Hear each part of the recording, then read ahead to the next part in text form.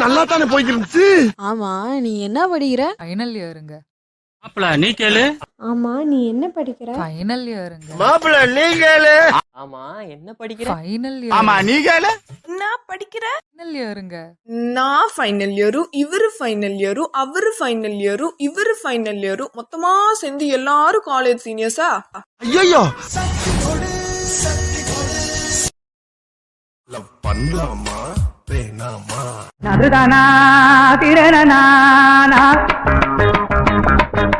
நதுதானா தன்ன திரணனா திரணா. டூர் போகிறதுக்கு காசு வேணுமாமா? டூரா? ஆ, என்னடா அது வந்து டியூஷன் சேர்றதுக்காக காசு வேணுமாமா. அதுதான் என்கிட்ட கேட்க சொன்னான். ஃப்ரெண்ட்ஸோட இம்புட்டோண்டு ஒரு டூர் போயிட்டு வரேன்னு சொன்னதுக்கு இவ்வளோ பெரிய கலவரமாடா. அங்க பெர்மிஷன் கேளு, இங்க பெர்மிஷன் கேளுன்னு என் டூர் போற ஆசையில மண்ணள்ளி போட்டீங்களேடா. ஹாய் காய்ஸ், எல்லாருக்குமே அன்பு வணக்கம். வணக்கம். சோ வழக்கம் போல போன வாரம் ப்ளூபர்ஸ் வீடியோ எல்லாம் பார்த்துட்டு சாப்பாடு வேண்டாம், ஸ்நாக்ஸ் மட்டும் போதும், காலேஜ் வேண்டாம், ஃப்ரெண்ட்ஸ் மட்டும் போதும், அதே நினைப்புல வந்து கண்டென்ட் வீடியோ வேண்டாம், ப்ளூபர்ஸ் வீடியோ நிறைய போடுங்க அப்படின்னு ஆசைப்பட்டீங்க. பட் ஆசைப்பட்டது என்னைக்கு நடந்திருக்கு, கிடைக்கிறது வச்சுதான் வாழணும். அண்ட் மோர் ஓவர் கருவு தின்ன கூலியாங்கிற மாதிரி கண்டென்ட் பண்ணாதான் ஜாலியா வந்து ப்ளூபர்ஸ் வீடியோ வரும். எஸ், அது மட்டும் இல்லாம நாங்க வாரம் ப்ளூபர் வீடியோ கொடுத்துட்டு இருந்தா இப்படிதான் போகும். சோ ஆல்ரெடி நாங்க பேசி வச்ச மாதிரி இந்த வாரம் ஒரு மல்டி டேலண்டட் பர்சனை தான் நாங்க கூப்பிட்டு வந்திருக்கோம். சார் சொன்னாப்ல இந்த மாதிரி நான் ஒரு ஆர்ஜே, எடிட்டர், டான்சர் அப்படின்னு மட்டும் தான் சொன்னாரு. பட் அவர்கிட்ட பேசதான் தெரிஞ்சு அவர் வந்து ஒரு களஞ்சியம். அப்படியே அனுமார் வாடு மாதிரி போய்கிட்டே இருக்கு. ஸ்கேட்டிங்கிறாரு, டிராயிங்கிறாரு, கராட்டேங்கிறாரு. இதெல்லாமே நம்ம மாதிரி சும்மா எல்லாமே பண்ணுவேன் அப்படிங்கிற மாதிரி இல்லை. Everything national international level only.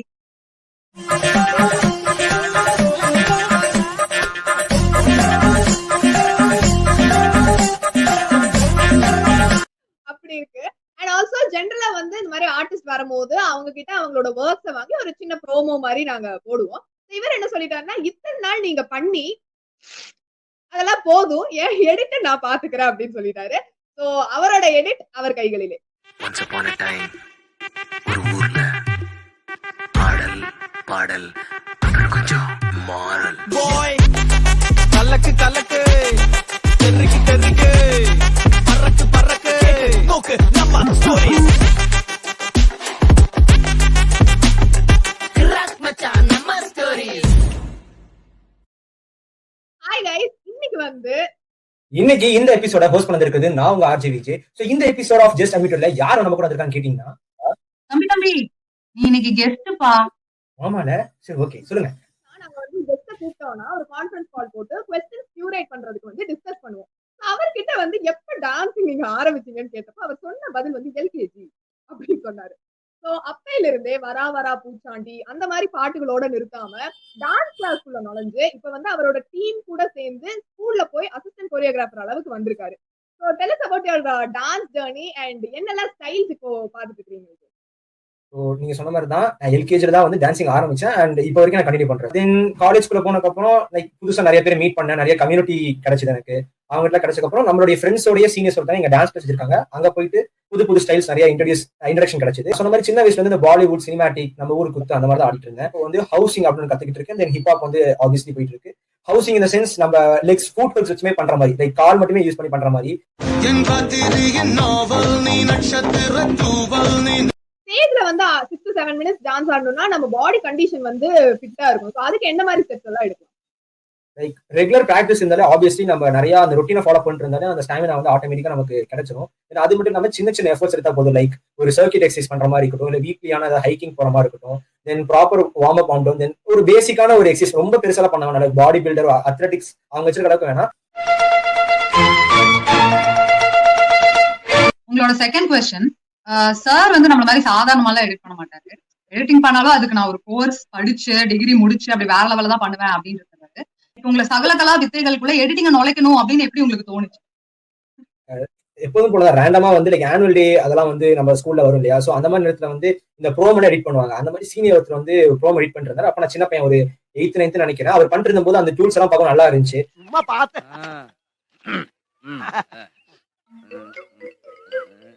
So எனக்கு வந்து சின்ன வயசு ஒரு ஆசை, நம்மளால படம் எடுக்க முடியல கூட எடுத்த படத்தை ஃபர்ஸ்ட் நம்ம பார்த்தோம்னா ஒரு ஜாலி இருக்கும்ல. ஸோ எடிட்டர் தான் ஃபர்ஸ்ட் படத்தை பார்ப்பாரு, அதனால நம்ம எடிட்டிங் கத்துக்கலாம்னு சொல்லிட்டு ஒரு சின்ன ஸ்பார்க். அப்படிதான் வந்து எடிட்டிங் குள்ள போகணும்னு சொல்லிட்டு ஒரு ஐடியா கிடைச்சது. சோ என்னெல்லாம் டூல்ஸ் யூஸ் பண்ணுவீங்க எடிட்டிங் பண்றது? 10th லீவ்ல வந்து பாத்தீங்கன்னா like I did a small course மாதிரி. அந்த கோர்ஸ் வந்து பாத்தீங்கன்னா பேசிக்ஸ் ஆஃப் எடிட்டிங் அந்த மாதிரிலாம் வந்து டீச் பண்ணாங்க. அப்புறம் ஆப்வியஸ்லி யூடியூப் ஹெல்ப் பண்ணி யூடியூப் நிறைய கத்துக்கிட்டேன். ரோல் ஆயிடுச்சு, கட் பண்ணிக்கோங்க. எப்படி இப்போ கரண்டா வந்து பாத்தீங்கன்னா நான் வந்து அடோப் ப்ரீமியர் ப்ரோ யூஸ் பண்றேன், அடோப் ஆஃப்டர் எஃபெக்ட்ஸ், அதுக்கப்புறம் வந்து பாத்தீங்கன்னா கலர் கரெக்ஷனுக்கு வந்து டாவின்சி ரிசால்வ் யூஸ் பண்றேன். எதுவுமே தெரியாது எங்களுக்கு. கொஸ்டின் வந்து ரேடியோ கிளப்ங்கிற ஒரு விஷயம். ஸோ எல்லா காலேஜ்லயும் இது வந்து இருக்கிறது கிடையாது, ரொம்ப ரேர் தான். ஸோ உங்க காலேஜ்ல இருக்கா? அண்ட் அங்க வந்து நீங்க ஒரு ரேடியோ ஜாக்கி அண்ட் சினிமாட்டோகிராஃபரா இருக்கீங்க. ஸோ இப்போ நாங்க வந்து ப்ளூபர்ஸ்லயே வாழ்றவங்க. நீங்க வந்து எப்படி லைவ் ஷோஸ் எல்லாம் ஹேண்டில் பண்ணீங்க? எவ்வளவு சேலஞ்சிங்கா இருக்கும் லைவ் ஷோஸ்? லைக் நீங்க சொன்ன மாதிரி தான், we are so lucky. ஏன்னா எங்க காலேஜ்ல அந்த மாதிரி ஒரு ஆப்பர்ச்சுனிட்டி கிரியேட் பண்ணி கொடுத்ததுக்கு வந்து we are damn lucky. எல்லாருக்குமே அந்த ஆப்பர்ச்சுனிட்டி கிடைக்காது. லைக் 2000-3000 ஸ்டூடெண்ட்ஸ் படிக்கிறாங்க.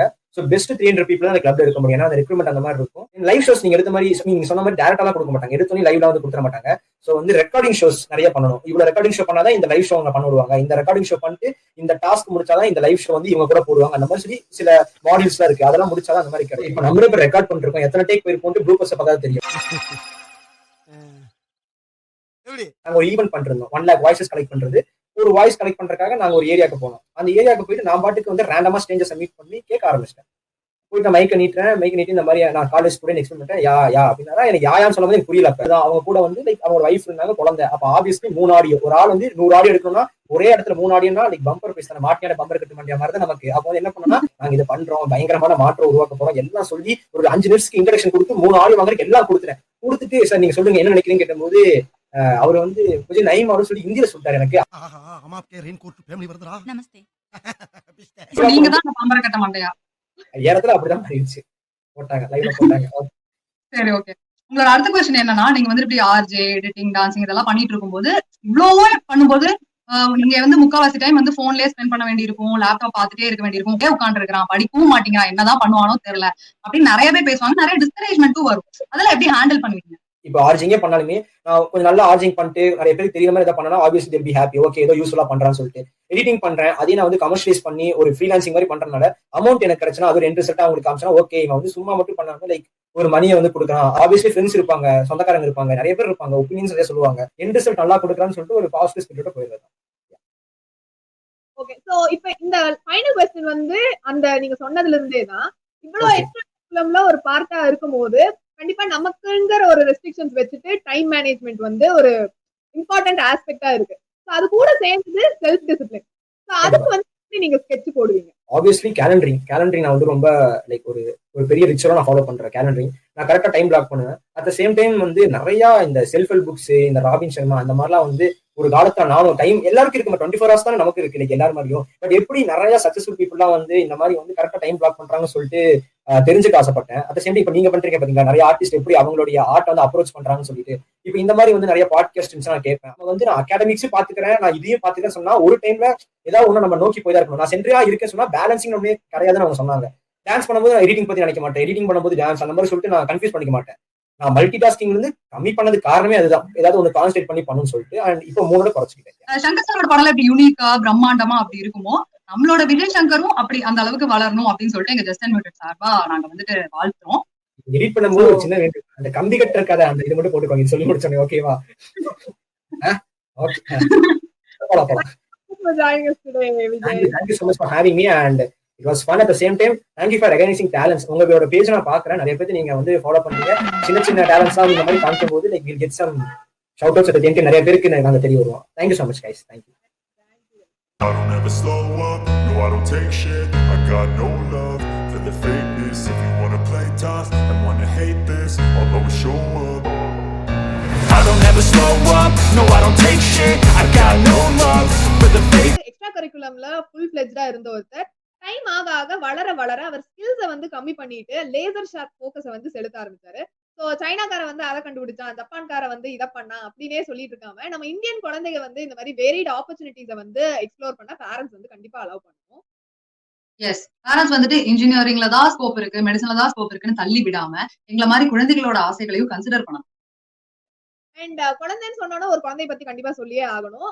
நாங்க வந்து இந்த மாதிரி 7 கழுத வயசாயிட்டு தான் வந்து வீடியோஸ் பண்ணிட்டு இருக்கோம். அங்க ஒரு குழந்தை ரித்து ராக்ஸ்ங்கிற பேர்ல வந்து மழலை கூட வந்து தவறாம அவ்வளவு அழகா வந்து வீடியோஸ் பண்ணிட்டு இருக்கு. அங்க நாம கட்டுக்குள் இருக்கா? நீங்கள் சொல்வது போல் இங்க கட்டுக்குள் இல்லை, நான் தான் காட்டுக்குள் இருக்கிறேன். எஸ், முக்காவாசி பேர் பாத்திருப்பீங்கன்னு நினைக்கிறேன். இது வரைக்கும் பார்க்காதவங்க போய் பாருங்க. நாங்களும் எங்க வீடியோஸ் இம்ப்ரூவ் பண்றதுக்கு ஏதாவது டிப்ஸ் கிடைக்குமான்னு இப்ப அங்கதான் போய் பார்க்கிறோம். Until then, it's Tata bye bye, see you from Shama and Sandy.